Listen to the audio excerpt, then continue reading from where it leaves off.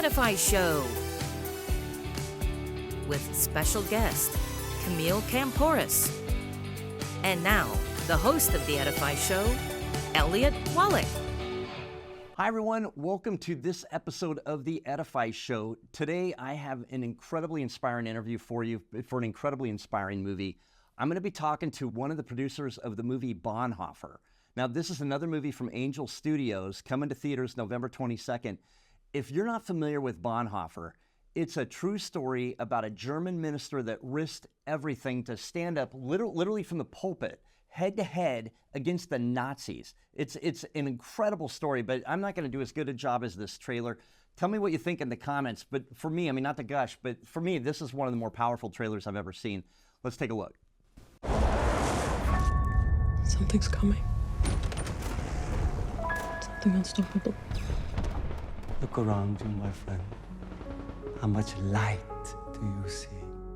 Hello, darkness, my old friend.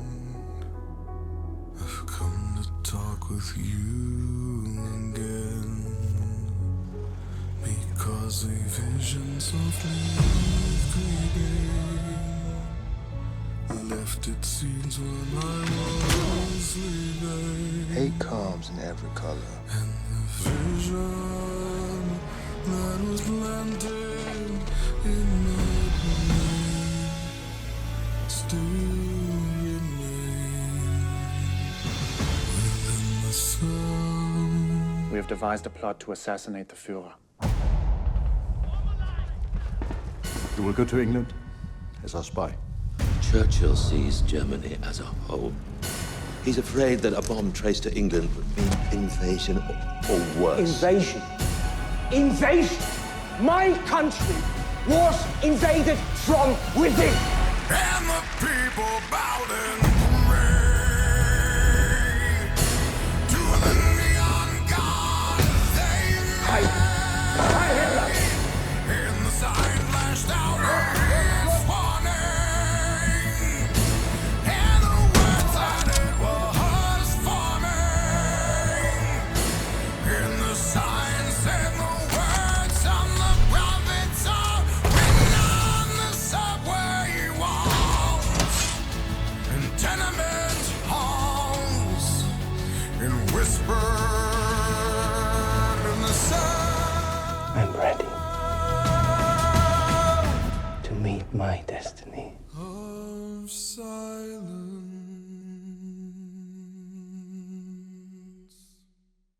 Wow. If you didn't get goosebumps on that, then someone must have been making a smoothie or something near you. You need to go someplace quiet.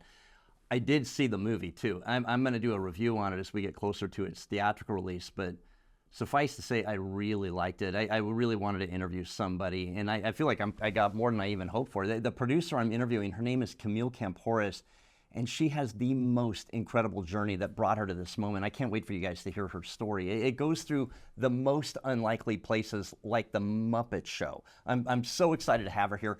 Camille, thanks so much for joining the Edify Show. My pleasure. I love the name of the show, Edify.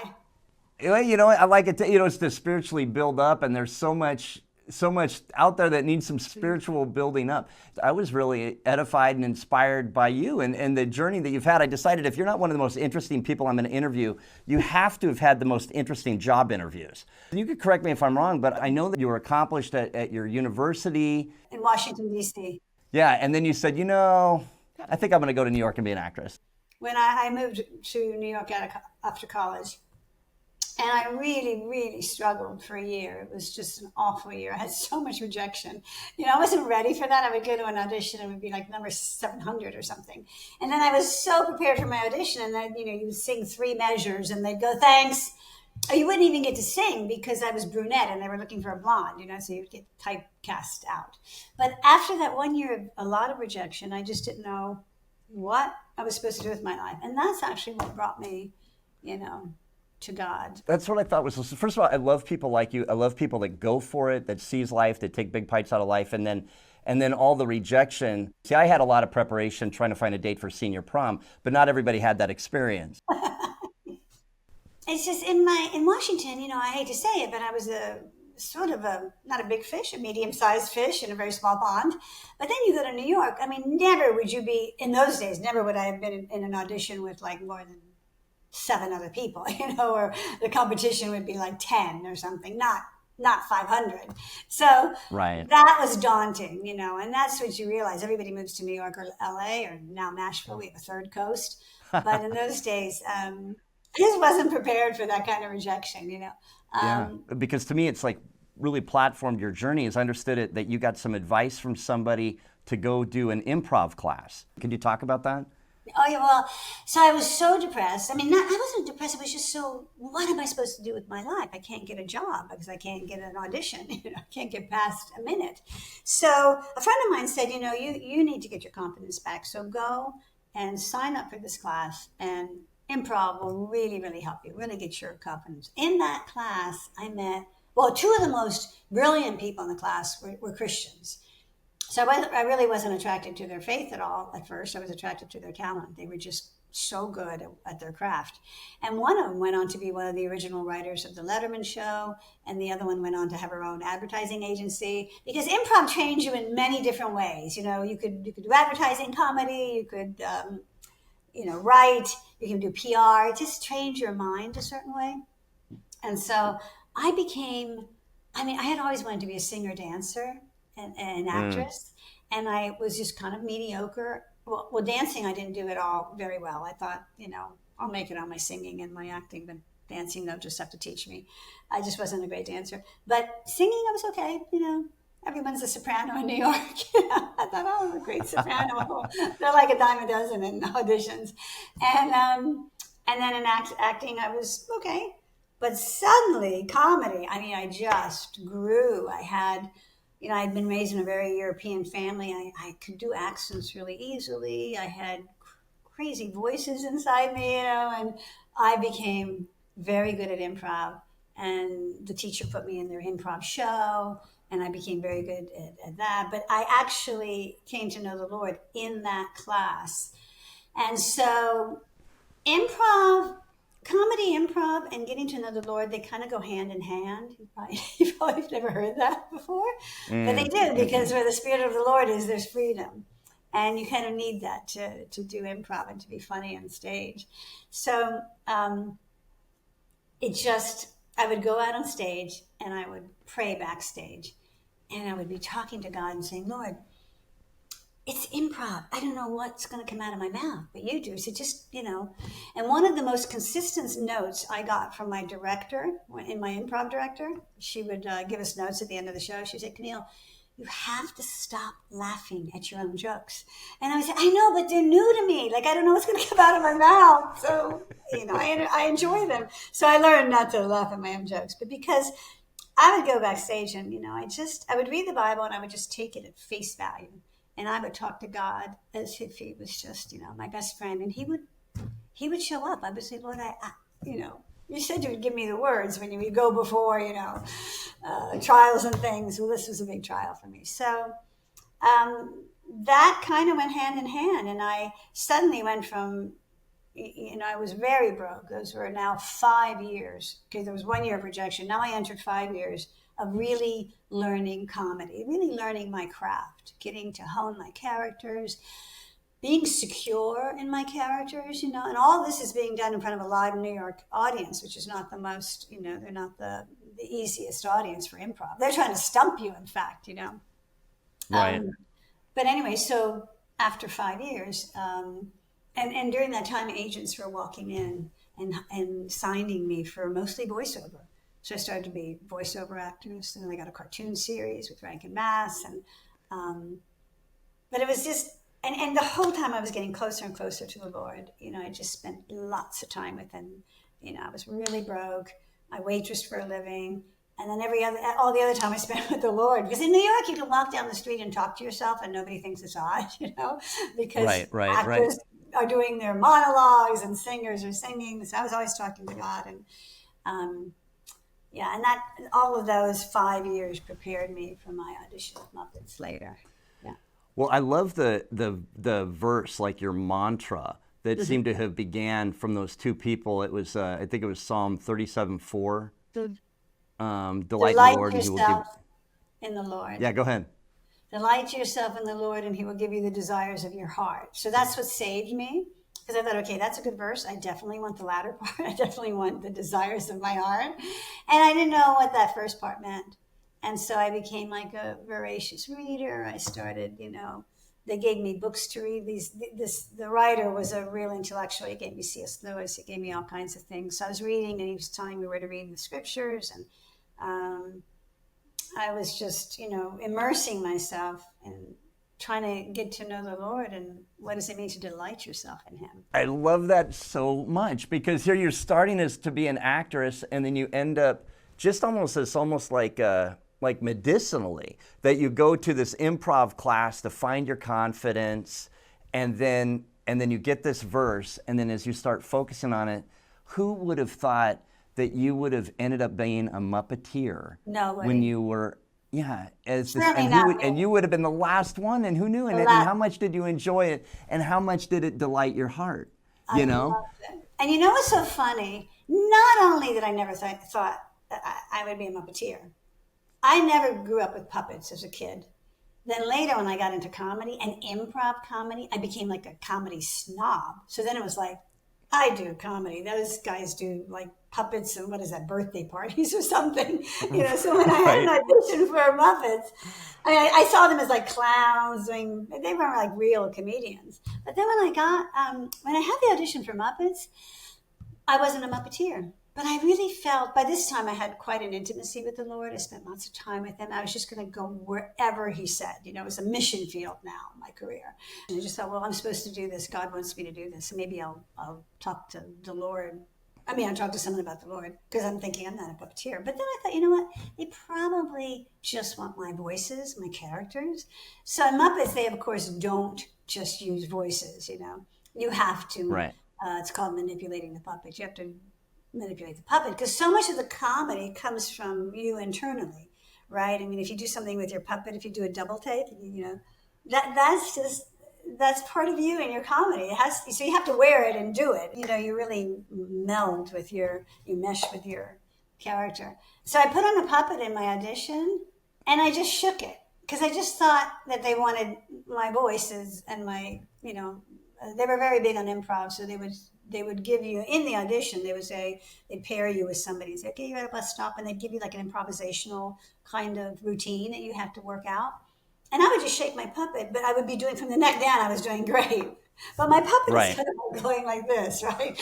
And they're all, and Jim Hensen was in the audition, and everyone's kind of thinking like, what is she doing here? Like, what is this about? And Jim, interviewed me, and I was really honest with him. He said, I kept making the cut. This was like a very long audition. It went on all night.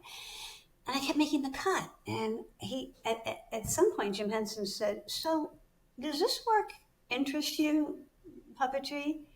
And I was so honest with him, because I was so free. Again, the Lord had just, it was no longer a career. It was like my mission field, the career. So I just said, well, I actually don't know a lot of your work. I'm talking to Jim Hensen, right? He's just at the Muppet Show. It was like a hottest show in 100 countries. And this is after the Muppet Show, right? This is after the Muppet Show. I wasn't a Muppet Show fan either. I'm like one of the few people in the world that wasn't a Muppet Show fan. Right.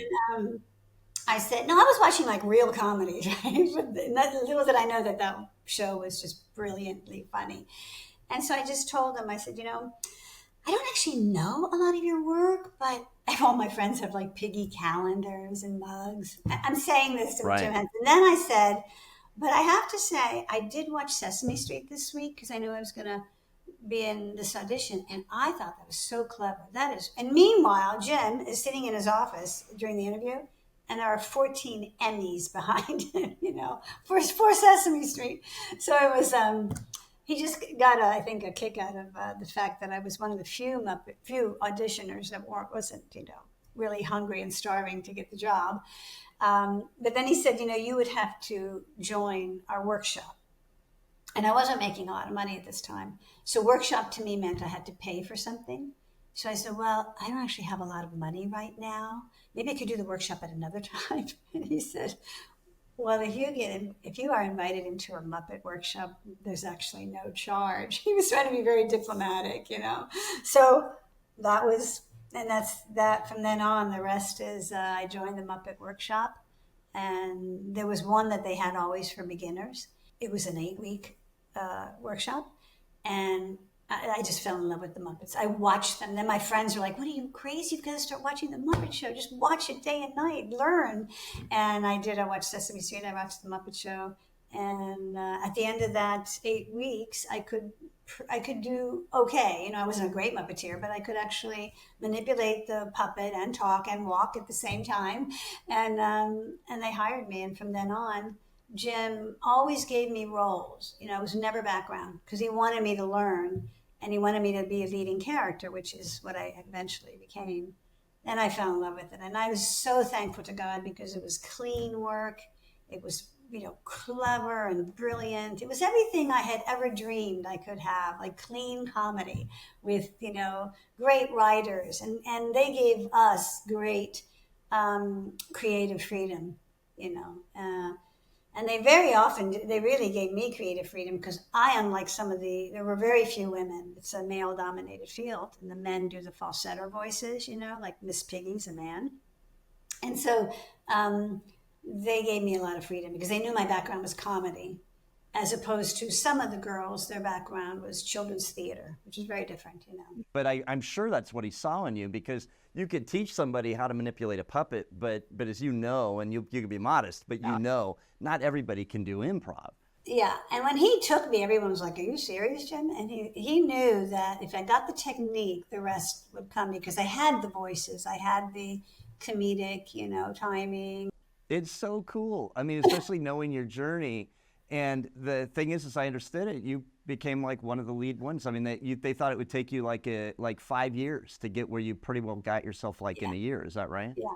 Well, his wife, Jane Hensen, I think that a lot of it was the Lord. I mean, tell you, he just gave it to me through osmosis. Well, the comedy I had, so I could create a character because I had been doing that on stage for years, you know, and that's a large part of it. You know, you get a script and it's a teacher. And how do you make that teacher, you know, quirky? You know, maybe she's got a little gravelly voice, you know, maybe she's a monster and talks like that, you know, and so you're scraping your voice. So that part, you know, he knew I could. I mean, he had confidence in me and he gave me lots of creative freedom. And if I wanted to change something, you know, it was just a great place to work. And I joined Sesame Street, so that's kind of like it's like a day soap opera, you know, it's every day. In those days it was every day. And so you really got good quickly and it's fast. You know, they edit on the spot. It was probably a lot of improv, I would guess, right? I mean, it had to be. You could not improv. You could only improv like between camera cuts because they're actually cutting on the, you know, I had 3 cameras and they would cut because it was a fast show and they got it in the can. And, so you couldn't just mess up a camera cut and, you know, a cut that ends on a certain line. And then, but you could do little things within. I remember the one thing I did that was probably the most daring thing I ever did. I never told anybody because I didn't want them to talk me out of it. So I said, I'm just going to go for it. And, if they hate it, you know, we'll have to start all over again. But they had given me the character of Meryl Sheep.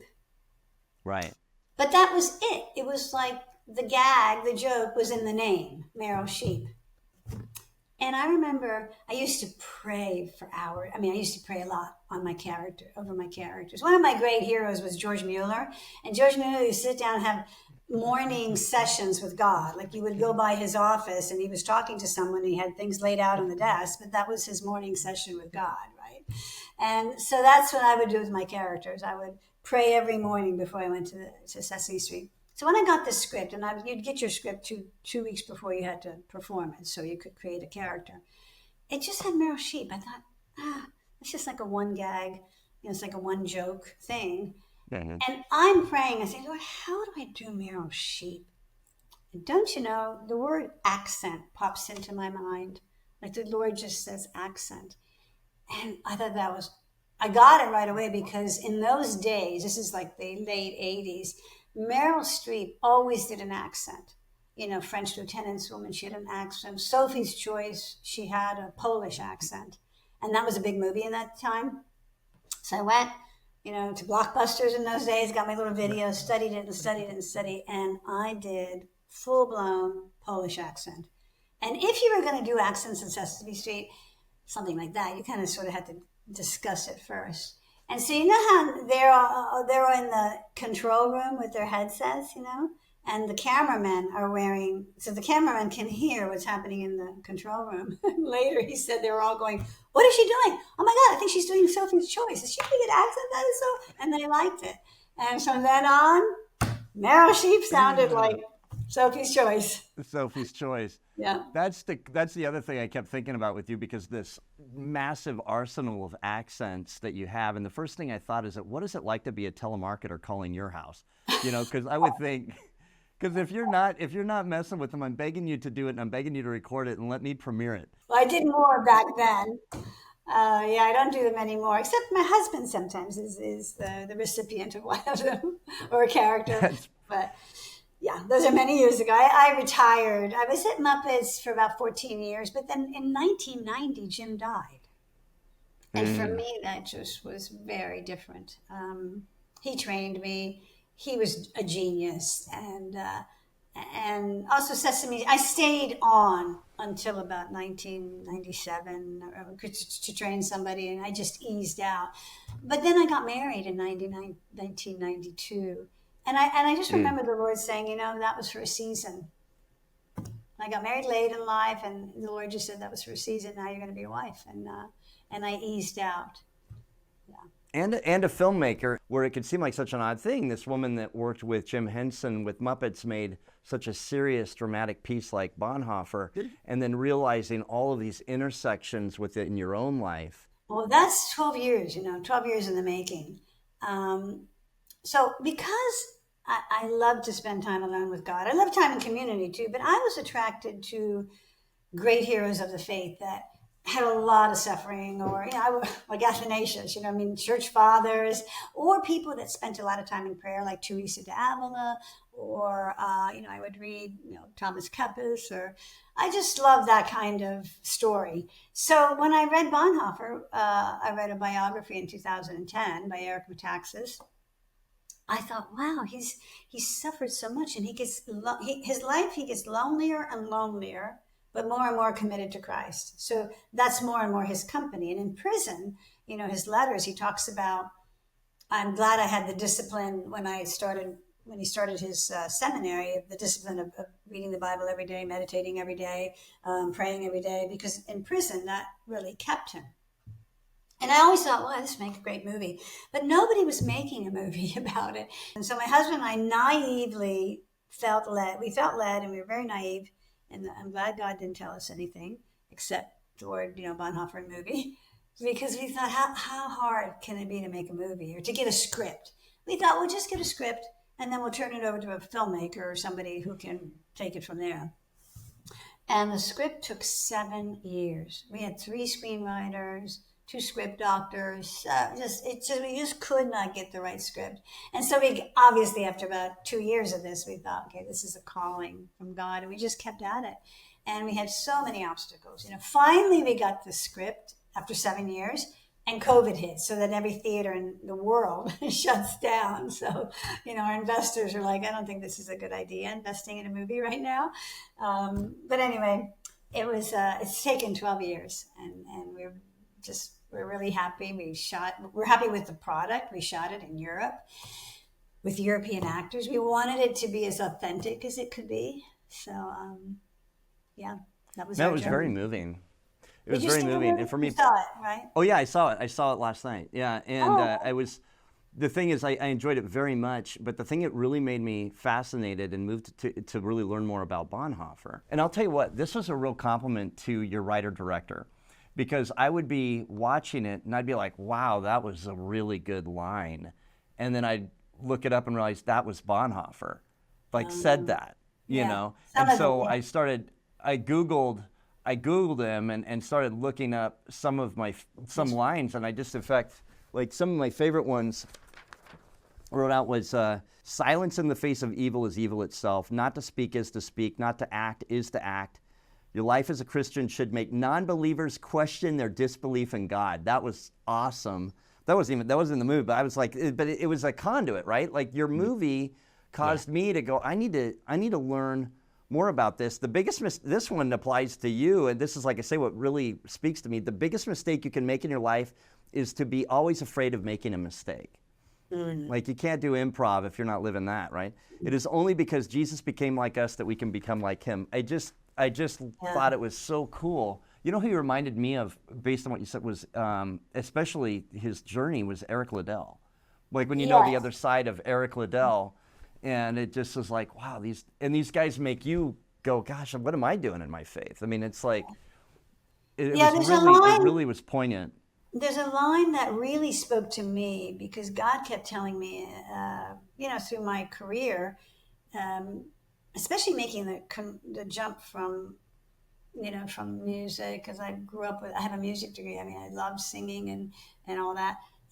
The verse, if you lose your life for my sake, you'll find it. It was as if he was kind of wooing me to say, trust me, I'm taking you on a journey, but trust me, you'll find your life. I know it's not the package you thought it would be. And Bonhoeffer famously said, which we have it in the movie at the end, towards the end, he says, when Christ calls a man, he bids him come and die. And that was kind of my life. You die to yourself, you die to your ambition, you die, in show business, it's such a me-centered life. Because I had a really dramatic conversion. There were many Black shows on Broadway at that time. Dreamgirls was on Broadway. This is 1980. I got saved in 1980. And there was a fabulous Bible study in between the shows. It was between the Wednesday matinee and the evening show. So like from 5:30 to 7:30. And I started going to that show, and it was just full of performers, and many Black performers. And it became a church. And so I very much resonated with Bonhoeffer years later when he goes to a church in Harlem. And that's where like the penny drops for him, because that's where my faith really came alive, was in this African-American church. The worship was unabashed. It was uninhibited worship. And for an actress, that was kind of appealing to me. The music had like four-part harmony, just naturally. And the church was great. This church was hot for God. It was not lukewarm. It was I don't know if you've ever been to an African-American church, especially one that's more charismatic, but our services were like 4 hours long. Wow. No, I've never been to anything like that. We would sing for an hour, then we'd have a preaching for an hour, then testify time for another hour. I loved it. I mean, I couldn't get enough of church. I was there. And also the community were mostly showbiz people. So our prayers were the same. Our conflicts were the same, We had a preacher once for Palm Sunday, and he said, don't be like that donkey on Palm Sunday. He's riding into Jerusalem, and he's looking around, and Jesus is on him, and people are yelling Hosanna, and they're waving palm branches, and they're putting their robes, and that donkey looks around and says, boy, they love me in this town. And that so spoke to my heart. It was like, he's talking to performers, right? And I never forgot that donkey. Boy, they love me in this town. Like, just what's attractive in you is God, And so, but anyway, there are so many lines like that Bonhoeffer always points you up. He always points you to the Lord. He says that Jesus was the man for others. So he points you to service. He says the church is only the church when it exists for others.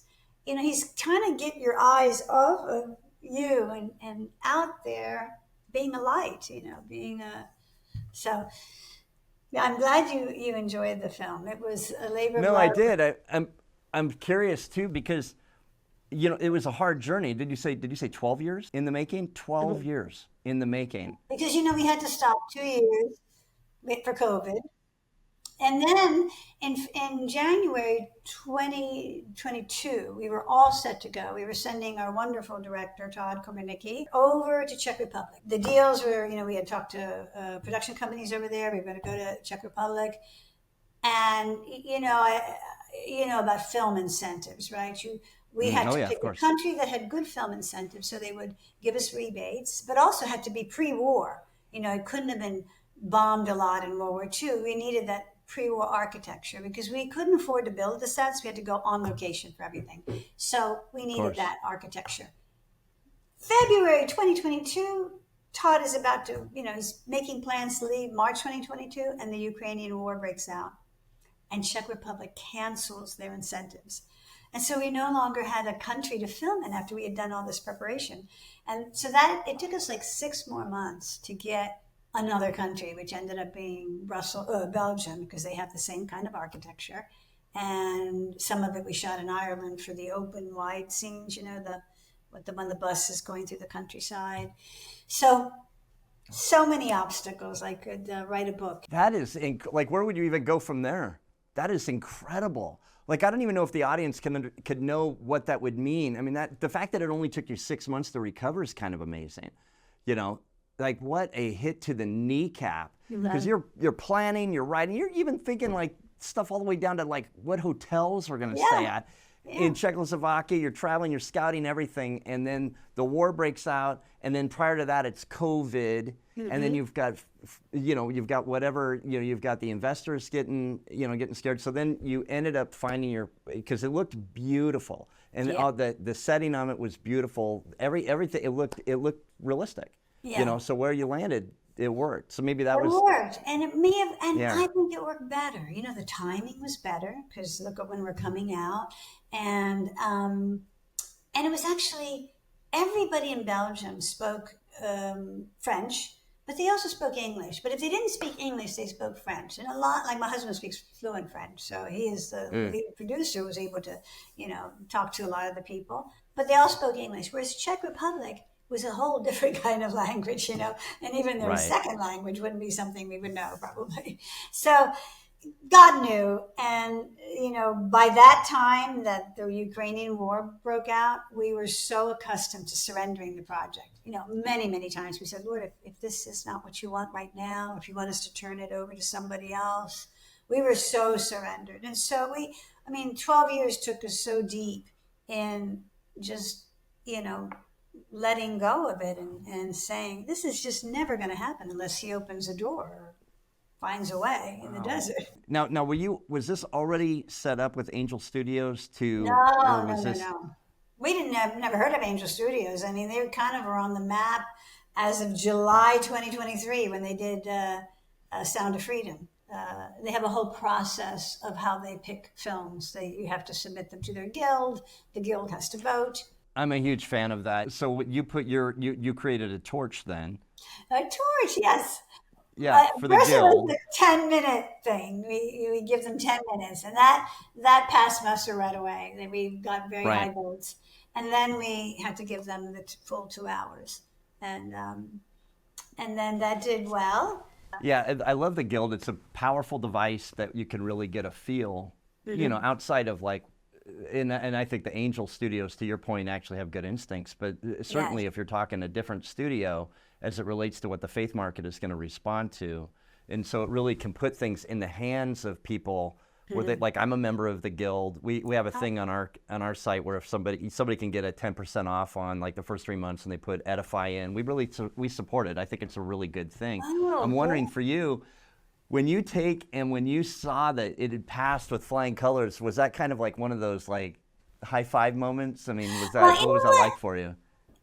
Once we edited it and added the music and the sound effects and the color grade, we thought, well, surely we would get, high marks. And you had to pass 60%.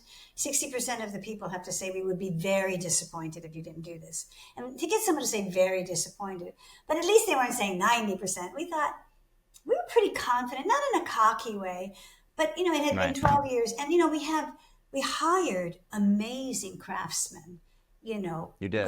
John Matheson is our DOP, our director of photography. And he did Gladiator. He did Gladiator 2. He's done a ton of movies. He's an artist. His lighting is beautiful. Todd had done the screenplay and became the director later. But Todd did Sully. I mean, he has screenplays that have done extremely well. He's a great writer. So we didn't skimp on any craftsmen. The set designer we were so late in the day. We had 2 months of prep. We should have had 3. And then we added 2 more weeks. That John Matheson said, "Who's your set designer?" Or, in other words, who's my set designer? Who's going to work with him? And we hadn't found one. So he got us. He said, "You guys need someone like a month ago, and you need someone really good." So he called a friend of his. You know, Hollywood's very relational. He called a friend of his. He lives in the UK. He's British. He called a friend of his in England who he'd worked with a lot, and John Beard came on board. So we knew that we had not skimped on any of the craft, you know, and then the actors were wonderful. We got August Deal, who's a brilliant actor, and Jonas. And so by the time we got to the torch, we thought, you know, we were confident that we would make it through their programming.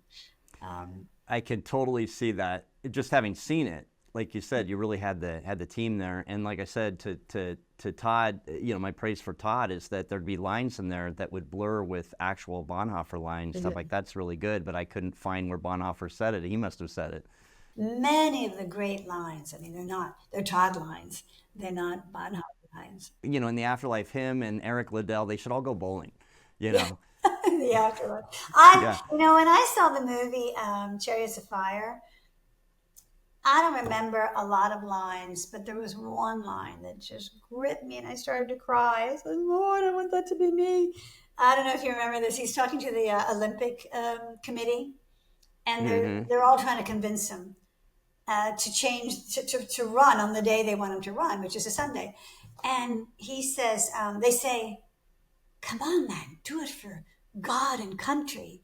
No, do it for king and country. And he says, "God is above king and country." And that was a no. God is above. And they're like, "Do it for king and country." And so that line just always, and Bonhoeffer's that kind of a hero. So when we found the Bonhoeffer story, that's the same. God is above all of this, you know. He's above the Fuhrer and, you know, their tactics and their cruelty. Yeah. Yeah.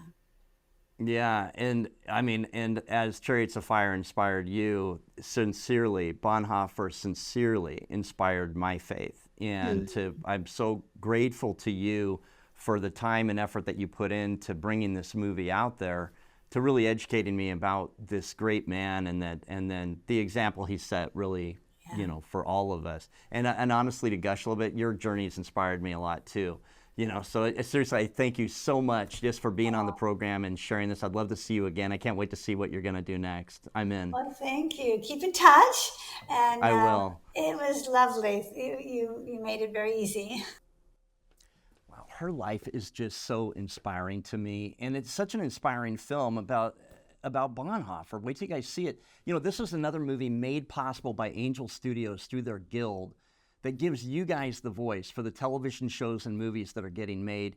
And you can join that guild. You can get lost. Like, if you're the person that you get lost, like scrolling Instagram, you can get like doubly lost looking at all of this content that people are making to try to bring out and have a voice in this world. You can join that guild, and you can help choose and support the people that are trying to basically have an impact. And we really believe in it. In fact, if you use the coupon code EDIFY, EDIFY, you'll get 10% off the first 3 months to try it out. I hope you guys do that, and we'll keep working to make sure you guys know about all the great content that's coming out here on The Edify Show. Thanks again. See you next time, everybody. Tune in next week for Hardy TV Tuesday, when Elliot will be interviewing Michael Landon Jr. on the set of Wind Calls to Heart. You don't want to miss it. Don't forget to like and subscribe on our YouTube page. And never miss a thing when you register at hardys.com, and you'll qualify for a chance to win weekly prizes. We'll see you next week on The Edify Show.